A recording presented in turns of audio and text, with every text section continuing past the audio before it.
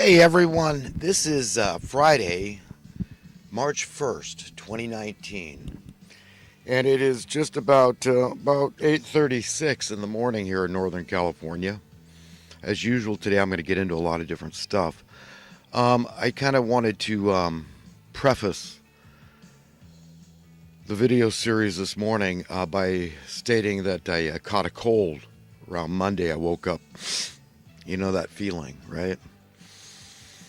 It hasn't been severe, but it's very nagging, annoying, and you get congestion and feeling foggy in the head. So I want to guard my words very carefully this morning. I'm a little shaky, as people can relate to. Everybody's had a cold, right? But like I say, I guess I can be grateful that it's not more serious. And I feel pretty good at the moment. So, a lot going on in the world, as we all know. Trump in Vietnam trying to denuclearize North Korea. And we got Cohen testifying for, what is it, some congressional committee or whatever. And being a real Judas goat. It reminds me of Christ before Pilate when the guards for the priests took Jesus before the governor, and Pilate couldn't find any reason in the world to crucify Christ. He wanted to let him go, and Pilate's wife was even really upset about the whole thing, and she, whenever anything makes it into Scripture, it was pretty important, but she was none too happy. She didn't want Pilate to have anything to do with this, I think. But anyhow, it was so it came down to a matter of Pilate says, "Listen, you want me to release this murderer, this rebel, upon you that has wreaked all this havoc in the villages, or Jesus, who has done nothing worthy of death?" And the mob chanted and cried out for Christ to be crucified and to Barabbas to be set free. And, it just kind of reminds me of that, where the public now, we listen to Cohen. I mean, he comes up with this. And Trump is a racist. I mean, this guy's a liar, and we're supposed to, pick and choose what we believe, right? But, you can count on that. That's gospel truth, that Trump's a racist. Hey, look, if Cohen has some evidence that Trump said some racist things, which is possible, I mean, who could deny it? It's possible. Humans can be real a-holes, and we know Trump's no exception. It's a human condition. We're kind of effed up. I'm sorry, folks, but I don't know how to put it more plainly. That the human condition is pretty tweaked. And only God can help us, really. But if Cohen does have something, let's see it. Let's see the evidence for Trump being a racist, and then Trump can address it, and he can confess it, or he can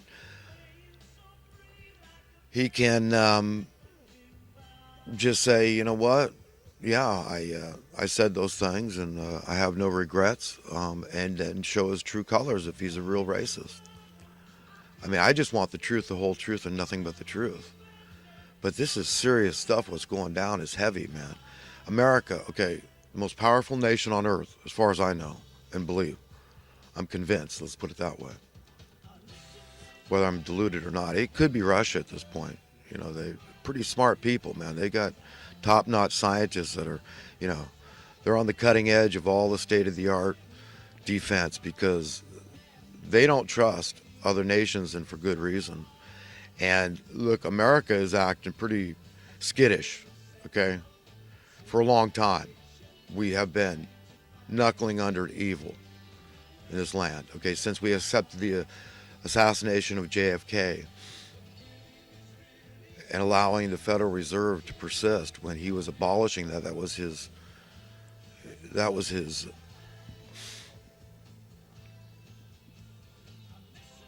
crowning glory to his administration, was getting rid of this evil entity, this fraudulent money printing operation. Remember, the history of the beginning of the Federal Reserve was relatively recent, and Kennedy knew those things. He knew that this was a surreptitious, nefarious group of people under the banner of federal, okay, using that as their moniker. He knew what their plan was, what their scheme was, what they were cooking up. And it was theft.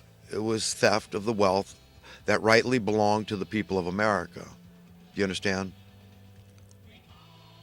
And that happens through allowing true capitalism to work. Kennedy knew these things. So it means that, look, if you're going to make people play this game that we call capitalism, then we need certain rules that are fair, that apply to everybody across the board.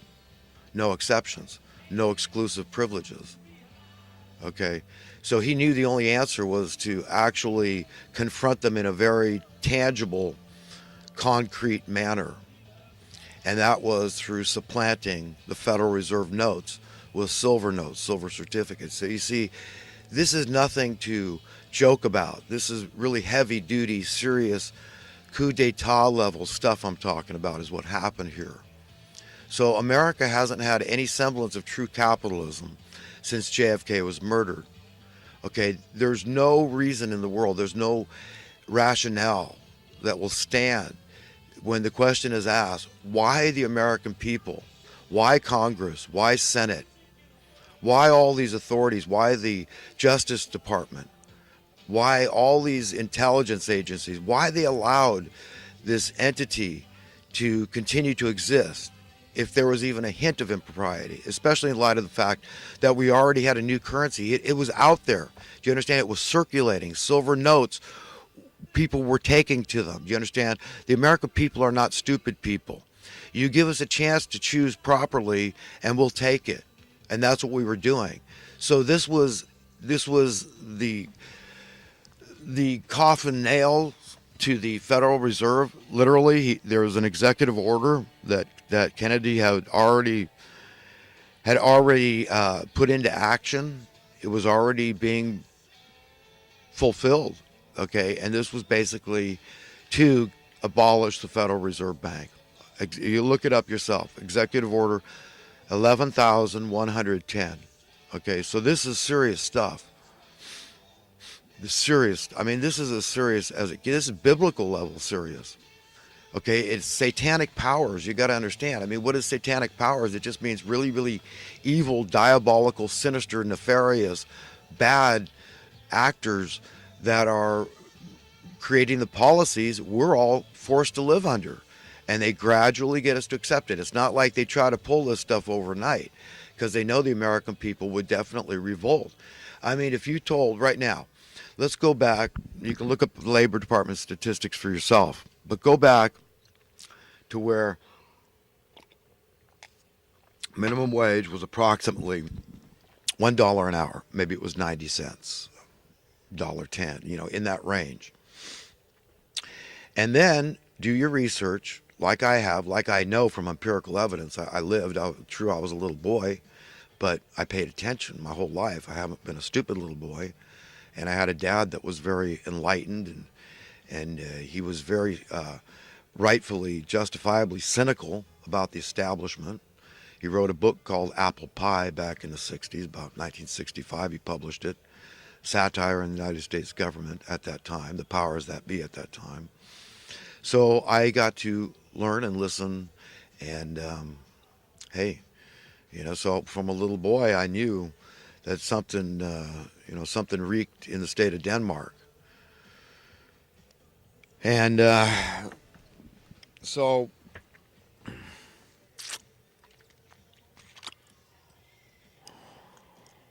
you look at the buying power of a minimum wage job, Okay, 55 years ago, approximately, 56, something like that. But anyhow, the point is that if you look at the buying power, do your research, and you'll discover that you could support your family comfortably. Okay, if a wife wanted to stay home, she could stay home, be a housekeeper, take care of the kids. I mean, what more important job is there? Um, and any job that any guy had, he could support the family and have disposable income, be a homeowner, enter middle class. Do you understand? That's the facts. That's statistics. So nobody can argue these things. That's when America was great. I mean, if Trump's he needs to elaborate what he means. When was exactly? I mean, people need to call him on this. See, I don't give anyone a pass. Okay? Nobody. That's why I'm always getting mad at Alex Jones. Because sometimes I'm wondering and I'm scared, that I could be disillusioned after supporting him for as long as I have. It's viscerally painful for me. Okay? It grieves me deeply, wounds my soul to think that Alex Jones is a traitor. Okay? That the hook initially for me with Alex Jones was this whole idea of shattering the left-right paradigm. That's exactly what needs to happen. And we're going back. Oh, I guess I started listening to Alex Jones probably 13, 14 years ago. A close, dear friend of mine told me about him. And once I started listening, all right, this is what we need. We need somebody as bold as a lion out there exposing the fruitless deeds of darkness. Because I was already quite familiar with Scripture at that point. And I thought, well, he claims Christian. I mean, this is my guy. And so, I sunk my teeth into him, and haven't looked. Well, I have looked back, and I'm at that point right now, and it scares me. It bothers me immensely, and I want the world to know. If Alex Jones, a remote chance he's listening, I want him to know. It grieves my soul. It really does. It hurts me. It hurts me, and I'm not going to sit here on a high horse. I know that the righteousness of men is as filthy rags to the Lord, so I'm not sitting here. Okay, thinking I'm better than anyone. I don't want to be better than anybody. All I'm saying is, man, we gotta, stay on message here, and understand. You ignore explaining to people where this whole socialist sympathy movement came from. You act like it's just deranged people and it's coming out of thin air. And well, I don't know. You're not trying to educate people, but that's your whole job is information. Educate people about basic economic principles. You talk about capitalism. I mean, you gotta slam crony capitalists. Crony capitalism is the plan they're using to bring in Robin Hood style socialism and destroy the country, just like it destroys every other country. Don't you get it? Okay, don't you understand what's going on here? So when you want to mock a basic universal income, okay, to me, you're traitorous. You're saying, what is your idea? Without offering up an idea for triage and admitting that we absolutely need triage at this point. Okay, there's absolutely no excuse at this point in America's history that we've got wanton growing poverty, desperation, and we've got an ever-growing, perpetually growing imbalance, okay, between the haves and the have-nots. This is not America. This is not godly. This is not constitutional. This is not capitalism. Okay? And you need to do something because you're scaring me, man. I mean, I'm scared to death, okay, that people don't understand that God is ready to put his foot down. And that's exactly what it's going to take. It's going to be at the finger of God, okay, that it hits the fan, man. And it's going to be traumatic for people that have been supporting evil. And Alex Jones, if you're missing the mark because, you believe a little bit in inequality, you think it's okay that other people are born with hereditary wealth, you're not suggesting that your audience ask a fundamental question. You call yourselves a Christian and constitutional. Well, whose planet is this anyhow? What does the Constitution say about freedom? Okay, don't you understand? I mean, we bandied this term about and nobody wants to sit and define it. What the hell are you talking about freedom? Nobody's born free. Wait, were you born exempt from a cost of living tax? Did you get an opt-out? Could you sign a waiver and say, no, everybody, that's their problem? Or should that be held only for those born with a silver spoon in their mouth? You see? I mean, it's not flying, man, and it's freaking me out. You understand? I'm freaked out. Okay, so not only am I sick, my hands are cold and clammy. I feel funky, and but hey, listen, I'm doing what I feel compelled to do, and say, look, I'm freaked out. I mean, I don't know what to tell the world. Okay, other than the fact that wake up and smell the coffee. Okay, the fear of the Lord is the beginning of wisdom, as King Solomon said. I mean, and we gotta really buck up and realize we are in a whole hell of a lot of trouble, okay, as a species all around the world, because America has set a